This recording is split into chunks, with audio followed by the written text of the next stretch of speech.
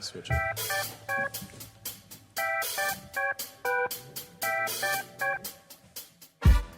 Welcome to Two Owls Talking Sports. It is lucky episode number 13. I'm Mike Davidson, as always, with my partner, athletic director for the Overlake School, John Wiley. And John, we are off to the races with basketball this winter. A couple of really, really good games, especially for the boys' side in the books. Catch us up. Both girls and boys basketball made their debut and have 2 or 3 games in the books apiece. Yeah, they certainly do. Our boys started out, right out of the chute, they've been fine. They opened up with Eastside Prep and really kind of laid it down early with them and got off to a 1-0 start at home. That was an 18-2 first quarter. Sure was. And their first quarters have been great across the board. They played 3 games last week. Another 2-point, I think, effort in the first quarter against them on Friday night. I think they've given up 2, 4, and 2 points. Something like that. It's been crazy. They went into Northwest, not an easy place to play. The house is a cracker box of a gym, but so cool for that reason. And the fans are loud, and all Overlake did was just dominate that one from the tip. So that was a 79-53 win.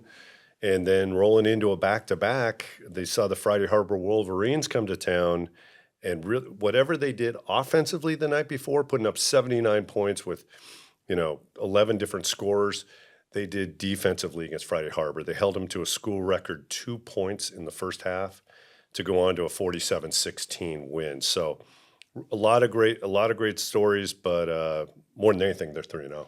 One of the interesting things, we both coached a lot of years in high school basketball. Creating a team that knows how to start fast, has the confidence to do that, has the understanding about what they're trying to do on the floor to be able to get it done in the first 8 minutes. It's kind of rare. What's the key to it? Is it just experience? Haven't been there before? I was thinking the same thing because we were a pretty young team last year when we got to state, but the big difference now is they look prepared. They're ready to execute, and they're just. I think there's a deeper bench. You're seeing that because you're seeing plenty of it when the game's out of hand in the second quarter. Coach Banks is going to freshmen at the end of the first. They're all playing well. They all want to be on the court, and I think they bring that to practice. So that intensity, that preparation, is definitely a hallmark of this team early in the season. And then on the girls' side, they saw a much bigger squad than they are in Friday Harbor. A veteran team there gave them a hard time. They're off to an 0-2 start. Yeah. But we're seeing some green shoots there of a little bit more depth than maybe we've seen the year before. Yeah, they ran into a buzzsaw opening night at Bear Creek last week. A freshman girl dropped 44 on them, which is a huge number in high school basketball, especially if it's your first home game you've ever had. And we just didn't have an answer, and they looked kind of shell-shocked from that. Then Friday Harbor rolled in on Saturday, much bigger team, very mobile posts, and kind of beat them up and down the court. So there's a lot to learn from those experiences. I think the Owls played well in the fourth quarter of that last game. Now, I don't know how much of that is like, hey, this game might be over by this point, and maybe I can just relax and play basketball, but they're going to need to just relax and play basketball going forward. I just think they've seen 2 pretty good teams compared to what the rest of their schedule is going to shape up like. Correct. So, that said, you have a nominee for Athlete of the Week. On the boys' side, everybody got to eat in that first week, right? So it's not like anybody was playing 30 minutes and piling up stats. I'll tell you that just so you guys know, the Athlete of the Week nominations come from our captains. And our boys' captains this year, Derek Lee, who just filled it all week, Hank Davidson, who owned the glass, and Xander Gregish, who was great, 19 on Friday night, 15 the night before. I mean, just really good work. And they've come up with Abem Berga. And Abem brings a lot off the bench, great attitude, work ethic. He is one of the best on-ball defenders in the conference.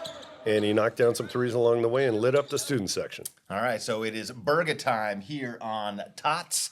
We've got more exciting action coming up this week, the last week before finals for both of our high school teams. Two good games, two good matchups. Give us a preview about what this week looks like. Seattle Christian is coming here Wednesday. They've always been strong on the boys and girls sides, and this is no exception. They've played very good games so far. They beat a good Bear Creek team on the boys' side. Their girls' team is formidable, so I expect some pretty good competition come Wednesday night. So that'll be big. And then I think you'd probably ask what the hot ticket is. Yeah, there's only a couple of options, but if you're going to have one ticket, what would it be? Very rare would I say this, but I believe it is to jump on the fan bus after school, head over Novelty Hill for the Growls Brawl, because Overlake and Bear Creek are hooking up for a very rare 4 o'clock tip on the early. varsity boys side. Those are two teams that went to state last year. Those are two teams that are rivals. And I think from the standpoint of a loud, fun high school basketball gym, that's going to be the hot ticket for the week. So 4 o'clock tip on Friday at Bear Creek. That's a great place to play. Usually the two schools ASBs have some Oh, yeah. halftime events They do. planned, and just a really cool. If you want old school high school basketball with the band going and all that in a small gym, that's the place to be. And that's just the boys though on Friday, Right. On the road. And the girls are playing a home game against U Prep at that time. And by the way, you're probably saying, why aren't the times aligned? Why are the games so early? We have concerts this week, and I believe it's the orchestra concert on Friday night. There's another good ticket for you. But that starts at 7:30. So we have to not only get our players back for the calls for those of whom are on the stage that night, but also we got to clear the parking lot. So it's a 5 o'clock girls game at home against U Prep. That's always a good one. Overlake came back last year, if you remember, and went on a great run and pulled that game out against the Pumas. Always going to be competitive. So that's a great game too. And then if you want to finish up your Overlake night, hit the orchestra show. All right. One ticket will get you into both events, I believe. That's right. Which is excellent. So we have a special treat here today. We have a guest to welcome. It is none other than upper school head Marshall McCurties. Marshall, There he welcome. is. It is now 3 Owls talking sports. Glad to have you with us. Thanks, gentlemen. Long-time listener, big fan of the show. Of course you are, because there have been just 12 gold episodes so far. I've caught every one. All right. First Well, listen in the morning. Well, here you are. This is all about high school sports, and why don't you just kind of walk us through your high school sports experience? Sure. At the Principia School back in St. Louis, Missouri, I was a three-sport athlete. I played football, I wrestled, and I played tennis as well. And those were transformative experiences for me. Teammates from all three sports wound up as groomsmen in my wedding. I kept in relationship with all of them. Half of them live out here in Seattle. It was a big reason I came out here.